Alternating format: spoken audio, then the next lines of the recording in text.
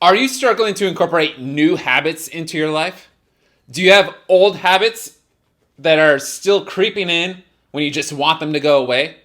All this and more we'll be covering in today's video and diving into chapters 5, 6, 7, 8 to help answer these questions. So let's get into it. So starting with chapter 5, again, we're in Atomic Habits, page 74. When it comes to building new habits, you can use the correctness of behavior to your advantage. One of the best ways to build a new habit is to identify a current habit you already do each day and then stack your new behavior on top. So this is basically habit stacking. So you're looking to add maybe gratitudes. So gratitudes are incredibly important. If this is something you've never thought about, or you're not currently implementing in your life, I highly suggest incorporating gratitudes into your life. And what that means is, taking time to, 30 seconds, a minute of your day. I'm grateful for my significant other. I'm grateful for my kid. I'm grateful for my pets. I'm grateful for my business. I'm grateful for my job. Whatever it is, whatever you want to express gratitudes for. But it's incredibly important. It has changed my life. It's changed many other people's lives who have incorporated gratitudes into their life. And so if this is not something you're implementing, but this is just an example of habit stacking. For example, as soon as you get out of bed, you're already getting out of bed. You're already used to getting out of bed. You're already going to get out of bed each day, as long as you didn't die in your sleep. But you're going to be getting out of bed, right? And now let's dedicate that minute that you're out of bed toward gratitudes. So you're going to say whatever gratitudes that match whatever's going on in your life, right? And then you'll start doing whatever you normally do. Maybe right now you typically get out of bed and then you go straight into the shower. Or you go straight to go brush your teeth. But now you're going to get out of bed, say your gratitudes, and then brush your teeth. And then shower. And then get dressed for the day. Whatever it is. And that could be applied and stacked in any other way. Another example is running. If you want to start running it each morning, and right now in your life, that's something you just don't do, you've never done, but that's the new habit you want to start incorporating because you want to be the person who is healthy, and a healthy person exercises, and running is a form of exercise. So if that's the new thing that you want to start incorporating, now you're going to be thinking like, okay, every time I get out of bed,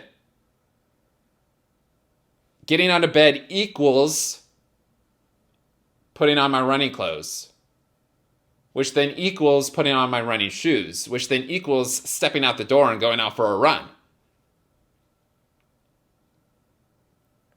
So now getting out of bed is not just getting out of bed. Now it's this bigger equation, right? Now getting out of bed is putting on my running clothes, putting on my running shoes, stepping outside to go run. Let's dive into the next chapter. So we're in chapter 6 now of Atomic Habits, page 86. By sprinkling triggers throughout your surroundings, you increase the odds that you'll think about your habit throughout the day. Make sure the best choice is the most obvious one. Making a better decision is easy and natural when the cues for good habits are right in front of you. All right. So this is pretty straightforward. So let's say you're trying to drink more water. You're someone who doesn't drink much water. You got coworkers around you who say, you should totally drink more water. It's going to make you feel better.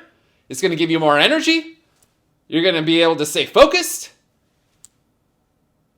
You're not going to feel like you're wanting to doze off at 10 in the morning or 2 in the afternoon. And you're wanting to start incorporating more water. Well, how can we do this? Make it obvious, okay? Maybe you bring a big water bottle and you put it right on top of your desk. So it's obvious right there, and maybe you put a sticker on it. Drink me. How more obvious can it be? So as you're working, you're seeing that bottle there that says drink me, and then you're making sure you drink it every 20 minutes, 30 minutes, 40 minutes, hour, whatever it is. Little sips throughout the day. Suddenly you're drinking the whole thing. And suddenly maybe you get to a point where it's all gone, and then you go fill it up and you try it all over again. So make it obvious. The things you want to start incorporating, make it obvious. If you want to go out for a run in the morning, put your running clothes right next to your bed. So you stumble upon it each time you get out of bed, right? You have your shoes right there, maybe. So you stumble upon those right when they're there, right? So it's explicitly clear that, hey, you told yourself you're going to run. Now run. All right. Let's dive into the next one. Chapter 7 now of Atomic Habits, page 93. Once a habit has been encoded, the urge to act follows whenever the environment cues reappear. This is one reason behavior change techniques can backfire. All right, so basically what this is touching on is that old habits never really die. And you just have to know that. So whenever you see a cue, if there's one habit, like, remember, we're trying to become who we want to become to be the person who's going to achieve the results that you want to achieve, right? So maybe that person doesn't watch as much television as you currently do, right? They do other things that move the needle forward, right? So, how do you cut out TV? Well, you could cover it. Like, the one thing that I do on my end is I have this big piece of artwork, right? That's larger than the TV, about the same size as the TV, but a bit larger. And I just put that over the TV, and so it's just a piece of artwork that I see and not the TV, right?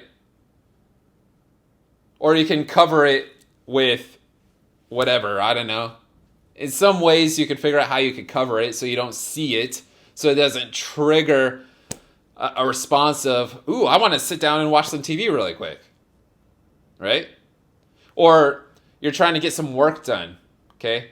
Maybe you need to start working on some new things, taking notes on something, reading something, researching something. Maybe those are new things you need to start incorporating into your life that you're trying to implement in your life and add to your life. And so what can you cut out, you know?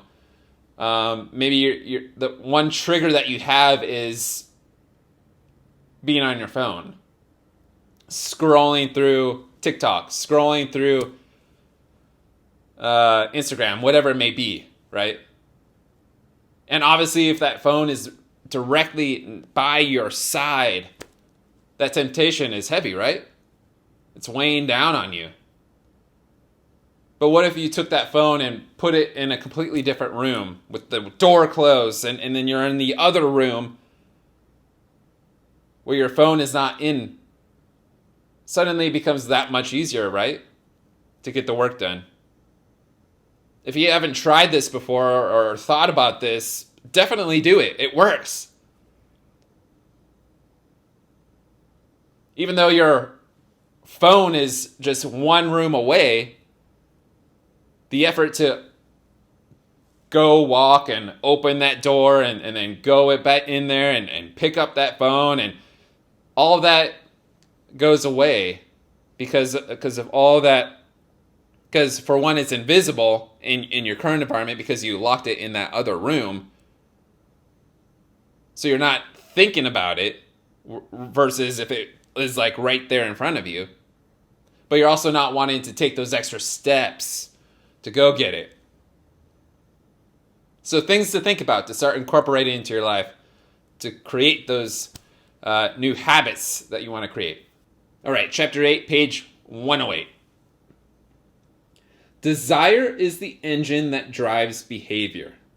Every action is taken because of the anticipation that precedes it. It is the craving that leads to the response. All right, so what this means is, okay, you got this new habit. Again, maybe it's needing to read something, take notes on that, digest it, all those sort of things, right? Or you're a college student and you got this homework you need to do, you got this test to study for, you don't want to do it, you don't feel like doing it, you know you need to do it. How do you encourage yourself to do those things that you don't want to do? You got to think about attaching it and bundling it with something that after doing those things, you get to do that thing that you really, really want to do, right?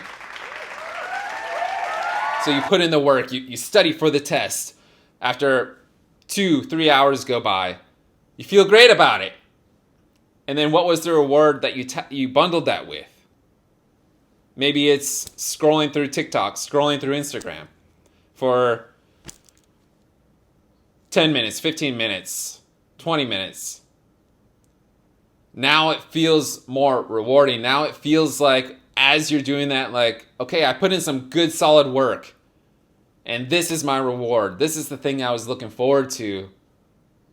I told myself I was going to put in some good solid work. I did it. Now I get to do this reward. Now it doesn't feel like procrastination anymore, right? When you're scrolling through TikTok or Instagram, for example, for 10, 15, 20 minutes. Feels like what it should feel like is you get to enjoy it because now it's a reward for yourself for doing the thing that you needed to do, that you should be doing to move yourself forward, to move the needle toward becoming 1% better every single day, toward becoming the person you need to become to produce the results in life that you want, right? Incorporate these tools that you've learned in this video and more. Dive into Atomic Habits, and I'll see you in the next video.